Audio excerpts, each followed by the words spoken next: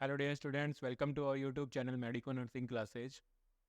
जैसा कि आप सब देख रहे हैं कि लास्ट क्लास के अंदर हमने मेटाबॉलिक एसिडोसिस के बारे में डिस्कस किया था। और मेटाबॉलिक एसिडोसिस है और एसिड बेस बैलेंस की जो यूनिट हमारी चल रही है वो यूनिट नर्सिंग, जो भी हमारी रिक्रूटमेंट एग्जामिनेशन है, नॉर्सेट है, KGMU की आ रखी है, MPCHO की एग्ज़ाम्स आ रखी हैं, ठीक है, जिपमेर की हैं। इन सारी एग्जाम्स में ये जो मेटाबॉलिक एसिडोसिस है या फिर जो हमारा एसिड बेस बैलेंस वाली यूनिट है वो बहुत ही मोस्ट इंपॉर्टेंट है, क्योंकि यहाँ से नॉर्मली बहुत सारे क्वेश्चन है वो पुटअप होते हैं, एग्जामिनेशन के अंदर पूछे जाते हैं। और ये यूनिट आपके जो भी सिलेक्शन है उसके लिए एक इम्पॉर्टेंट और रोल प्ले करती है, क्योंकि यहाँ से अगर आपके क्वेश्चन सही हो रहे हैं तो वो ईजी, क्योंकि ये यूनिट है वो बहुत ईजी यूनिट है, ठीक है। यहाँ पर कोई ज़्यादा बड़े कॉन्सेप्ट्स नहीं है और ये यूनिट अगर ईजी है तो इसमें क्या है कि आप इजीली इनको अंडरस्टैंड करके आप अपने जो भी क्वेश्चन आते हैं इनसे रिलेटेड, एसिड बेस बैलेंस से रिलेटेड, उनको आप जल्द क्विकली राइट करके और उसके बाद आप नंबर गेन कर सकते हो। तो उसी सीरीज के अंदर हम आज का हमारा टॉपिक है, नया टॉपिक है मेटाबॉलिक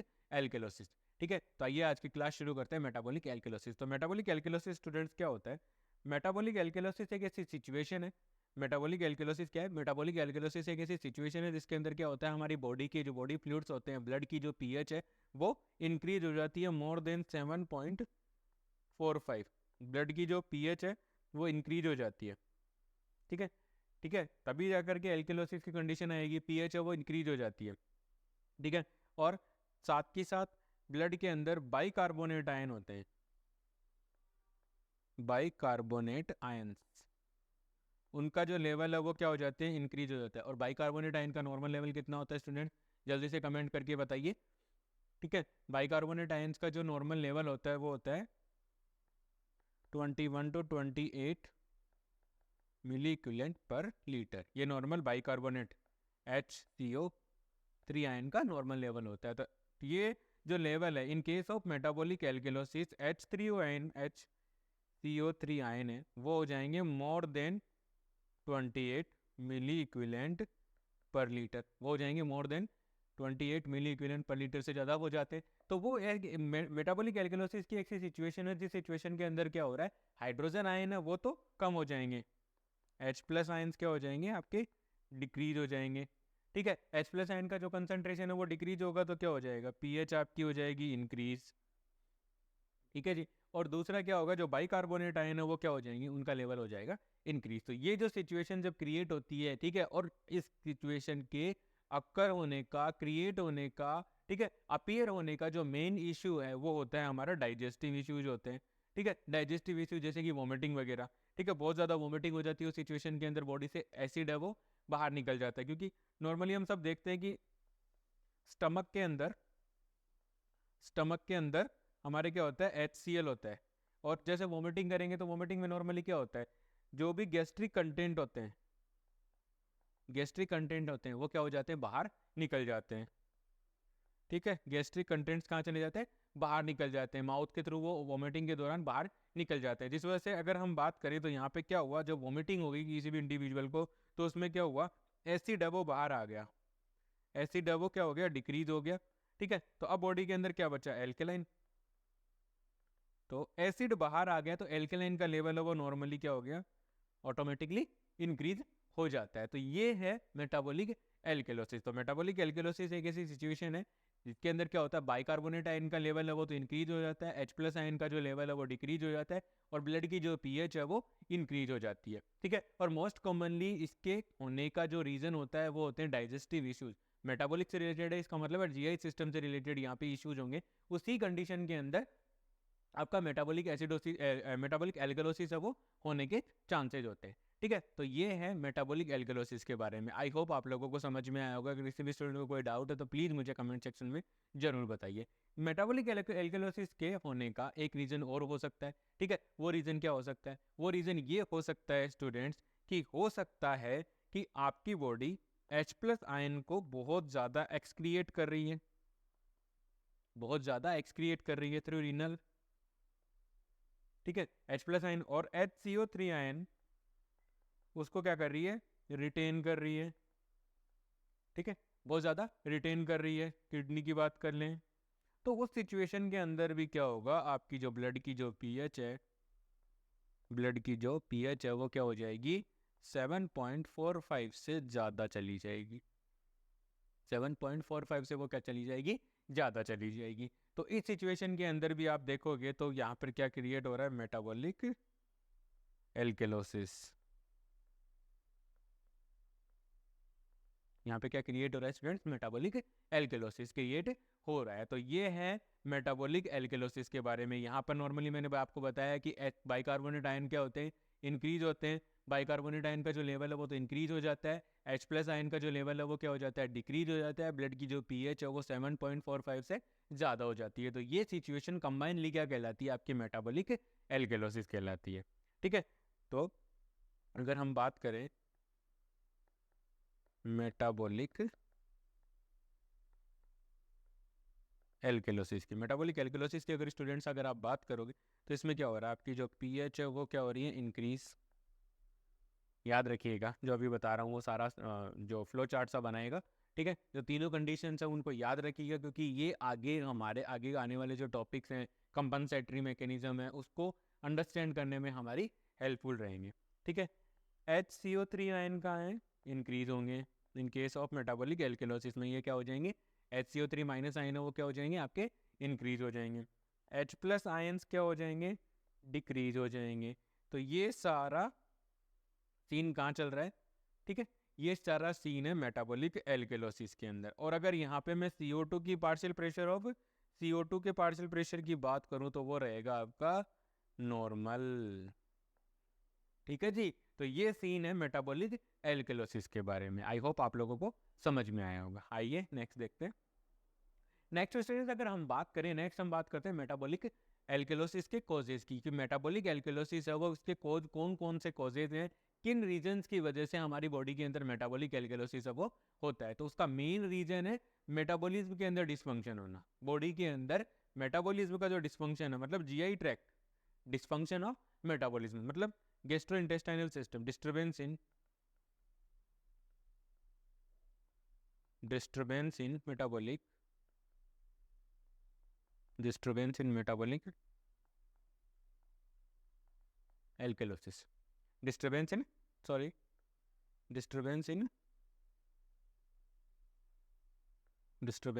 गैस्ट्रोइंटेस्टाइन या GIT सिस्टम और इन मेटाबॉलिज्म। मेटाबॉलिज्म के अंदर अगर कोई डिस्टर्बेंस होता है तो उस सिचुएशन के अंदर आपको मोस्ट कॉमनली मेटाबॉलिक एल्केलोसिस या मेटाबॉलिक से रिलेटेड, चाहे वो एसिडोसिस हो चाहे वो आपका एल्केलोसिस हो, वो आपको देखने को यहाँ पे मिलता है। ठीक है, तो इसका मेन रीजन यही है कि यहाँ पे क्या होगा, मेटाबॉलिक डिस्फंक्शन होगा, मेटाबॉलिज्म के मेटाबॉलिज्म से रिलेटेड डिस्फंक्शन होगा, जिसकी वजह से यहाँ पे क्या होगा, जो बेस है उसका अमाउंट है वो इंक्रीज हो जाता है, और H+ आयन का जो H+ आयन है वो क्या हो जाती है, डिक्रीज हो जाते हैं। साथ के साथ ब्लड के अंदर जो एसिड है उसका लेवल है वो क्या हो जाता है, डिक्रीज हो गया। ठीक है, और एल्केलोसिस की सिचुएशन है वो क्रिएट हो गई। तो हम ये अगर मोटे तौर पे अगर हम ये कहना चाहें कि मेटाबॉलिक एल्केलोसिस का मेन कोज क्या है, तो है डिस्फंक्शन या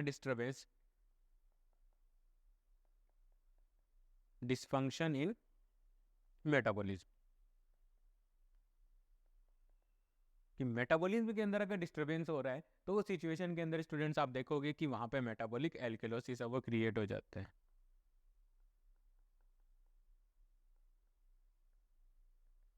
मेटाबॉलिक एल्केलोसिस वो क्या हो जाता है, क्रिएट हो जाता है। तो ये सिचुएशन है जहां पर आपको मेटाबॉलिक एल्केलोसिस है वो मिलेगा। ठीक है, मेटाबॉलिक एल्केलोसिस का मेन कोज है कि डिस्फंक्शन इन मेटाबॉलिज्म, मेटाबॉलिज्म रिलेटेड जो भी डिस्टर्बेंस होते हैं उनके अंदर हो सकता है। तो फर्स्ट वन हम देखते हैं इसी सीरीज के अंदर कौन सा कोज। ठीक है, फर्स्ट वन कोज में बात करूं डायूरेटिक्स की, डायूरेटिक्स कैसे हमारी बॉडी के अंदर मेटाबॉलिक एल्केलोसिस कॉज करती है। तो डायूरेटिक्स क्या करती है स्टूडेंट, देखिएगा। डायूरेटिक्स की अगर हम बात करें तो डायूरेटिक्स क्या कर रही है स्टूडेंट्स, डायूरेटिक्स क्या करेंगी कि ये क्या करेंगी, जो ट्यूबुलर रीनल एब्जॉर्प्शन है, ट्यूबुलर रीनल एब्जॉर्प्शन है, ठीक है, ये क्या करेंगी, H+ आयन को, ये क्या करती हैं, H+ आयन को बाहर निकालेंगी रीनल ट्यूब्यूल्स में। ज्यादा आप मतलब आप पेशेंट को डायूरेटिक्स दोगे तो उसमें क्या होगा, renal tubules tubules excrete H+ ions. ठीक है, और इसके एवज में H प्लस आयन के बाहर निकालने के लिए वो क्या करेंगे, क्लोराइड के साथ क्या करेंगे, H प्लस आयन है वो बाहर निकल जाएंगे। ठीक है, H प्लस आयन है वो बाहर निकल जाएंगे और यहाँ पर वो क्या करेंगे, सोडियम को रोकने की कोशिश करेंगी। सोडियम के साथ साथ सोडियम बाइकार्बोनेट है वो रिटेन होगा, मतलब बाइकार्बोनेट आयंस है वो क्या हो जाएंगे, आपके रिटेन होने शुरू हो जाते हैं। तो यहाँ पर डाययूरेटिक्स जब भी आप किसी पेशेंट को देते हो तो उसमें क्या होता है, रीनल ट्यूब्यूल्स के अंदर डाययूरेटिक्स क्या करती हैं, H प्लस आयन का एक्सक्रिएशन है उसको इंक्रीज कर देती है, जिसकी वजह से हमारी बॉडी के अंदर बाइकार्बोनेट का लेवल है वो क्या हो जाता है, इंक्रीज हो जाता है। तो पहला रीजन कि डाययूरेटिक्स किस तरीके से कोच कर रही है मेटाबॉलिक एल्केलोसिस, वो आई होप आप लोगों को समझ में आया हो। ठीक है, नेक्स्ट हम बात करते हैं एक्सेसिव वोमिटिंग। जैसा कि स्टूडेंट मैंने अभी बताया आप लोगों को कि एक्सेसिव वोमिटिंग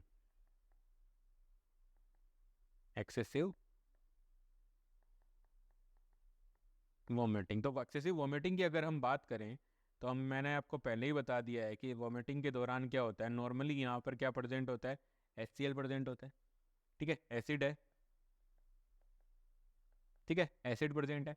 अब ये एसिड वोमिटिंग के थ्रू क्या चला गया, आउट, हमारे शरीर से क्या हो गया, बॉडी से क्या हो गया, आउट हो गया, बाहर आ गया, वोमिटिंग हो गई तो इसके जो वोमिटिंग के अंदर होता क्या है, जो भी गैस्ट्रिक कंटेंट्स है वो माउथ के थ्रू बाहर आ जाते हैं। ठीक है, बाहर आके गिर जाते हैं, तो वो कंडीशन क्या कहलाती है, आपकी वोमिटिंग है। तो वोमिटिंग के अंदर क्या हुआ, गैस्ट्रिक कंटेंट की जो नेचर था वो कैसा था, एसिडिक था, क्योंकि गैस्ट्रिक जो एनवायरनमेंट होता है, यहाँ पर जो एनवायरनमेंट होता है वो कैसा है, एसिडिक एनवायरनमेंट है। अब बॉडी से आपने एसिड बाहर निकाल दिया तो क्या होगा, ऑटोमेटिकली एल्केलाइन है, एल्केलाइन लेवल है वो क्या हो जाएगा, आपका इंक्रीज हो जाता है।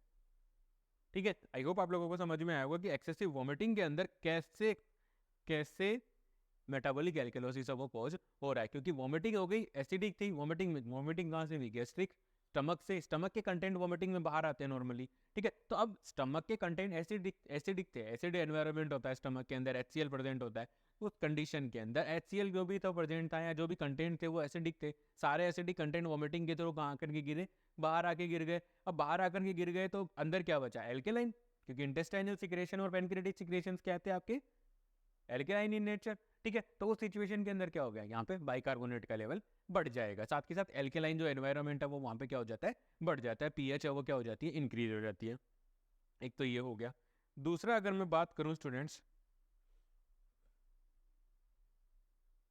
दूसरा अगर हम बात करें तो दूसरा हमारा जो कोज है वो कोज क्या कहता है, वो कोज है हमारा गैस्ट्रो इंटेस्टाइनल सक्शनिंग। तो गैस्ट्रो इंटेस्टाइनल सक्शनिंग की अगर स्टूडेंट्स अगर हम बात करें कि आपको डॉक्टर ने एडवाइस कर रहा है कि डॉक्टर ने आपको एडवाइस कर रखा है कि गैस्ट्रो इंटेस्टाइनल पेशेंट की एक रेगुलर इंटरवल के ऊपर हमें क्या करना है, गैस्ट्रो इंटेस्टाइनल सक्शनिंग करनी है। अब गैस्ट्रो इंटेस्टाइनल सक्शनिंग करोगे तो गैस्ट्रो इंटेस्टाइनल सक्शनिंग का मतलब यहाँ पर ये है, मोस्ट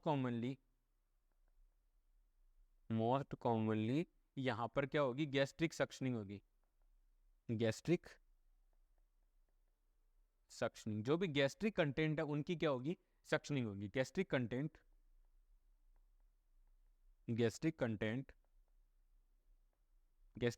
क्या होंगे, are remove in suctioning, are removed in suctioning. Suctioning के अंदर गैस्ट्रिक जो कंटेंट है उनको बाहर निकाल दिया जाएगा। तो सेम वॉमिटिंग वाला सा यहाँ पे सेम प्रिंसिपल लग रहा है कि जब गैस्ट्रिक कंटेंट है वो बाहर आ गए तो बॉडी के अंदर क्या बचा, एल्केलाइन बचा, और एल्केलाइन क्या है, एल्केलाइन एनवायरनमेंट क्रिएट कर देगा। पेनक्रेटिक सिक्रेशन और आपके जो इंटेस्टाइनल सिक्रेशन है वो क्या थे, एल्केलाइन इन नेचर थे, और वो एल्केलाइन इन नेचर होने की वजह से वो क्या कर पा रहे हैं, वहाँ पे एल्केलाइन एनवायरनमेंट क्रिएट कर देंगे, और एल्केलाइन एनवायरनमेंट क्रिएट करने पे वहाँ पे आपको देखने को मिलेगा मेटाबॉलिक एल्केलोसिस, आपको वहाँ पे क्या आपको देखने के लिए मिलेगा स्टूडेंट्स। नेक्स्ट हम बात करें, हमारा फोर्थ वन कोज है, नेक्स्ट वन हमारा कोज है infusion of excessive sodium bicarbonate. ठीक है, किसी भी रीजन की वजह से, मान लीजिए आप पेशेंट को सोडियम बाइकार्बोनेट दे रहे हो, ठीक है, सोडियम बाइकार्बोनेट, तो अगर आप सोडियम बाइकार्बोनेट का जो इन्फ्यूजन है वो बहुत ज़्यादा एडमिनिस्टर कर रहे हो, ठीक है, बहुत ज़्यादा आप उसको एडमिनिस्टर कर देते हो, ठीक, सीधी सी बात है कि सोडियम बाइकार्बोनेट मतलब HCO3 ion, HCO3 minus ion है, वो आप पेशेंट की बॉडी के अंदर क्या कर रहे हो, इन्फ्यूज कर रहे हो। अगर आप उसको एक्सेसिव दोगे, अगर आप उसको एक्सेस अमाउंट में दोगे तो ऑटोमेटिकली हमारी बॉडी के अंदर क्या हो जाएगा, ठीक है, HCO3 आयन है उनका लेवल क्या हो जाएगा, इंक्रीज हो जाएगा। और HCO3 आयन का लेवल अगर इंक्रीज हो रहा है तो क्या कॉज करेगा, वो एल्केलाइन है। और एल्केलाइन अगर है तो वो क्या कॉज कर देगा वहां पे, मेटाबॉलिक एल्केलोसिस। वो क्या कॉज कर देगा, मेटाबॉलिक एल्केलोसिस कॉज कर देगा। तो ये सारे सिचुएशंस हैं कि किस तरीके से आप, अगर आप किसी इंडिविजुअल पेशेंट को एक्सेसिव सोडियम बाइकार्बोनेट का इन्फ्यूजन देते हो तो उस सिचुएशन के अंदर उसकी बॉडी के अंदर बाइकार्बोनेट आयंस का जो लेवल है वो इंक्रीज हो जाता है। बाइकार्बोनेट आयन का नॉर्मल लेवल कितना होता है, 21 to 28 milliequivalent per litre होता है। और जो अब सोडियम बाइकार्बोनेट का एक्सेसिव इन्फ्यूजन दोगे तो उस सिचुएशन के अंदर क्या होगा स्टूडेंट, उस सिचुएशन के अंदर सोडियम बाइकार्बोनेट का लेवल है वो 28 मिली इक्विवेलेंट पर लीटर से ज़्यादा हो जाएगा और उस सिचुएशन को हम क्या कहते हैं, मेटाबॉलिक एल्केलोसिस होता है। ठीक है, यहाँ पर मैं आपको एक बात बताना चाहूँगा और वो बात ये है स्टूडेंट्स कि हमारी बॉडी के अंदर जब भी HCO3 आयन से रिलेटेड चेंजेज हो रहे हैं तो वो रिलेटेड टू है, वो कहाँ से रिलेटेड है, अगर HCO3 आयन से रिलेटेड चेंजेज है तो वो मेटाबॉलिक से रिलेटेड आ रहा है। ठीक है, मेटाबॉलिक। और अगर CO2, ठीक है, पार्शियल प्रेशर ऑफ CO2 की अगर हम बात करें तो वो होगा हमारा रेस्पिरेटरी से। ठीक है, ये कॉमन है, ये कॉमन फिनोमिना है जो आपको ये जो रिपोर्ट्स हैं ABG arterial blood gauge analysis की जो रिपोर्ट्स हैं उनको अंडरस्टैंड करने में आपकी हेल्प करेगा। और आपके जो भी नॉर्सेट वगैरह की एकदम जो भी नर्सिंग ऑफिसर रिक्रूटमेंट एग्जामिनेशन जैसे अभी रिसेंटली UPPSC आने वाला है, ठीक है, नॉर्सेट भी आने वाला है अप्रैल के अंदर, तो उस सिचुएशन उस एग्जाम्स की प्रिपरेशन में या उस एग्जाम्स में अगर जब भी सवाल आते हैं तो आप इनको डायरेक्ट आप देख के पता लगा सकते हो कि जो सिचुएशन है वो किससे रिलेटेड हो सकती है। ठीक है, अब यहाँ पे जो गेम खेला जाएगा वो होगा कंपनसेटरी का। जब वो कंपनसेटरी के बारे में नेक्स्ट क्लासेस के अंदर भी स्टडी करेंगे वहां पर आपको थोड़ा सा आपको क्या कर सकता है, कंफ्यूजन वाली सिचुएशन क्रिएट हो सकती है। लेकिन अगर आपका सीधा क्वेश्चन आया है, डायरेक्ट क्वेश्चन अगर पूछा गया है एसिड बेस बैलेंस से, तो वहां पर अगर आप डायरेक्टली जा करके ये देखो कि पार्शियल प्रेशर ऑफ CO2 के चेंज, CO2 और बाइकार्बोनेट आयन अगर नॉर्मल रेंज में, ठीक है, अगर देखो दोनों को ले जाकर के देखो कोई ना कोई एक आपको नॉर्मल रेंज में मिलेगा। ठीक है, अगर जो नॉर्मल रेंज में है तो उसके अपोजिट वाला होगा। मान लीजिए आपके पास सवाल आता है उसके अंदर बाइकार्बोनेट आयन के लेवल का, बाइकार्बोनेट आयन के लेवल है उनके अंदर क्या होते हैं, वहाँ पे आपको चेंजेस देखने को मिल रहे हैं, तो आप सीधा डायरेक्टली बाइकार्बोनेट के अंदर चेंजेस मिल रहे हैं तो पहले आप एक बार देखो CO2 के level. Partial pressure of CO2 आपको उस सिचुएशन के अंदर नॉर्मल देखने को मिलेगा।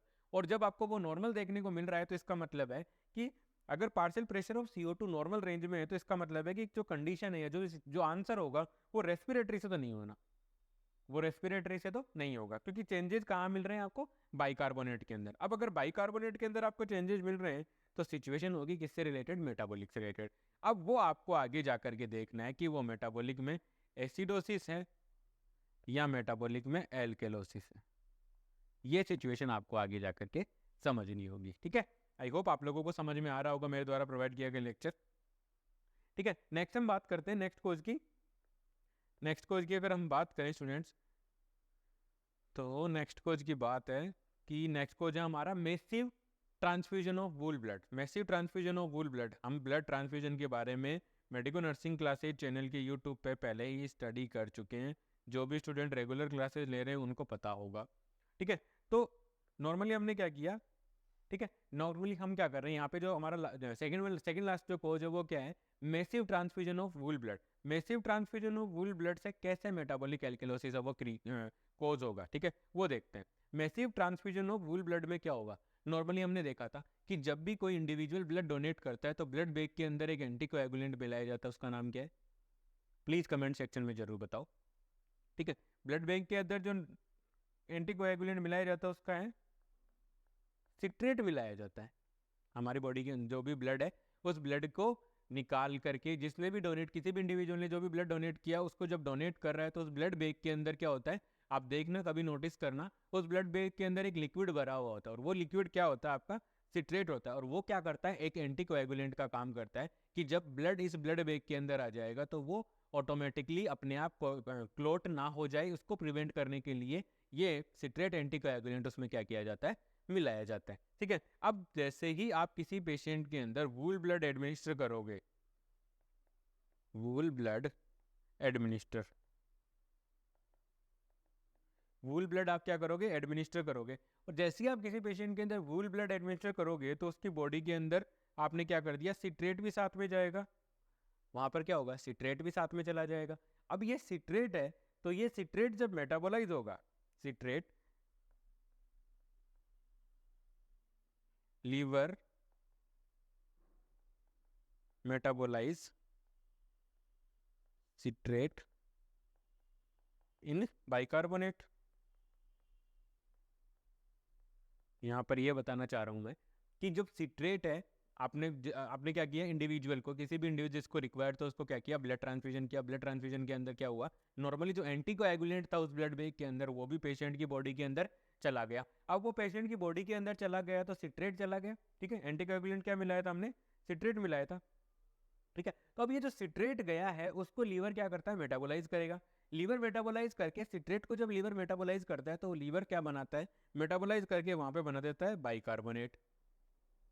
ठीक है, और जब बाइकार्बोनेट बन रहे हैं तो वहां पर क्या होगा, HCO3 माइनस का लेवल है वो क्या हो जाएगा, इंक्रीज हो जाएगा, क्योंकि वूल ब्लड अगर आप किसी पेशेंट को एक्सेसिवली एडमिनिस्टर करोगे तो वहां पे बाइकार्बोनेट का जो लेवल है वो इंक्रीज होगा। क्यों, क्योंकि सिट्रेट मेटाबोलाइज होकर के क्या बना रहा है, बाइकार्बोनेट बना रहा है। ठीक है, और ये बाइकार्बोनेट बनने की वजह से वहां पर क्या होगा, बाइकार्बोनेट बनने की वजह से वहां पर क्या होगा, नॉर्मली जो HCO3 आयन है उसका लेवल बढ़ जाएगा और जो ब्लड की जो पीएच है वो क्या हो जाएगी, एल्केलाइन हो जाएगी।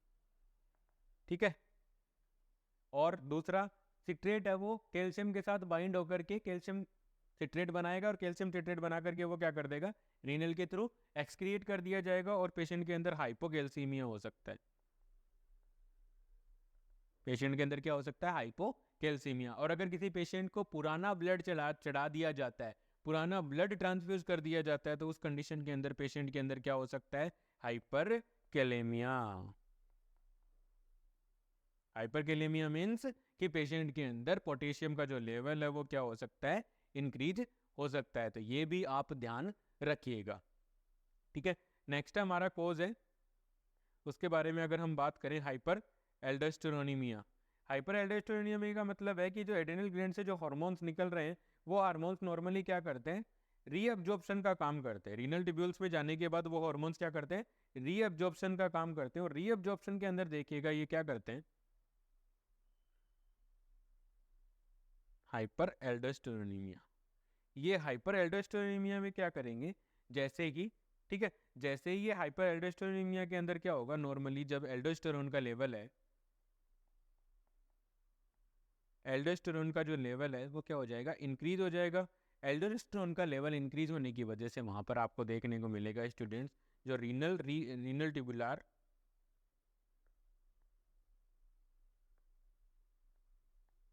Renal tubular reabsorption of renal tubular reabsorption of the sodium is increase। ठीक है, एल्डोस्टेरोन क्या करेगा, सोडियम को रीअब्जॉर्ब करेगा, और जितना सोडियम रीअब्जॉर्ब होगा, जितना सोडियम रीअब्जॉर्ब होगा and increase excretion of H+ ions. जितना सोडियम एब्जॉर्ब होगा उतना वहां पर क्या हो जाएगा स्टूडेंट्स, उतना वहां पर आपका H+ आयन का क्या कर देगा, ये एक्सक्रिएशन करेगा। हाइपर एल्डोस्टेरोनिमिया की जो कंडीशन है उस सिचुएशन के अंदर क्या होगा, सोडियम का तो रीअब्जॉर्प्शन होगा लेकिन सोडियम के बदले बॉडी से H+ आयन का क्या हो जाएगा, एक्सक्रिएशन होगा। और जितना H+ आयन का एक्सक्रिएशन होगा उतना यहाँ पे क्या होगा, HCO3 माइनस आयन का लेवल है ऑटोमेटिकली बढ़ जाएगा। क्यों, क्योंकि H+ आयन है वो क्या हो रहे हैं, कंटिन्यूसली रीनल सिस्टम के थ्रू, कंटिन्यूसली हाइपर एल्डोस्टेरोनिमिया की वजह से वो किडनी के थ्रू बाहर निकाले जा रहे हैं। किडनी एक्सेसिवली H+ आयन को एक्सक्रिएट कर रही है, तो उस सिचुएशन के अंदर स्टूडेंट्स आपको देखने को मिलेगा कि वहां पर आपको जो मेटाबॉलिक एल्कलोसिस देखने को मिलेगा, क्योंकि वहाँ पे बाइकार्बोनेट का लेवल है वो इंक्रीज हो जाएगा। क्यों हो जाएगा? बाइकार्बोनेट तो नॉर्मल रेंज के अंदर थे, लेकिन आपका एसिड कम हो रहा है। क्यों हो रहा है? क्योंकि H+ आयन है वो क्या हो रहे हैं? बाहर भेजे जा रहे हैं। H+ ion, kidney H+ ion को रोक ही नहीं रही है, किडनी H+ आयन को ज़्यादा से ज़्यादा एक्सक्रिएट कर रही है। तो वो सिचुएशन की वजह से या उस कंडीशन की वजह से वहाँ पर क्या हो रहा है? वहाँ पर HCO3 आयन है उनका लेवल बढ़ रहा है, और HCO3 आयन का लेवल बढ़ने की वजह से क्या हो रहा है? मेटाबॉलिक एल्कलोसिस आपको देखने को मिलेगा। ठीक है, तो ये है हमारे कॉजेज ऑफ मेटाबॉलिक एल्कलोसिस की। मेटाबॉलिक एल्कलोसिस के ये सारे कॉजेज है, जिन कॉजेज की वजह से मेटाबॉलिक एल्कलोसिस है वो क्या होता है? क्रिएट होता है। आई होप आप लोगों को समझ में आया हो। आज की क्लास में इतना ही। आई होप मेरे द्वारा प्रोवाइड की जा रही लेक्चर वीडियोस आपकी नर्सिंग ऑफिसर रिक्रूटमेंट एग्जामिनेशन की प्रिपरेशन में आपकी हेल्प कर रहे होंगे। Please like, share and subscribe. Thank you so much.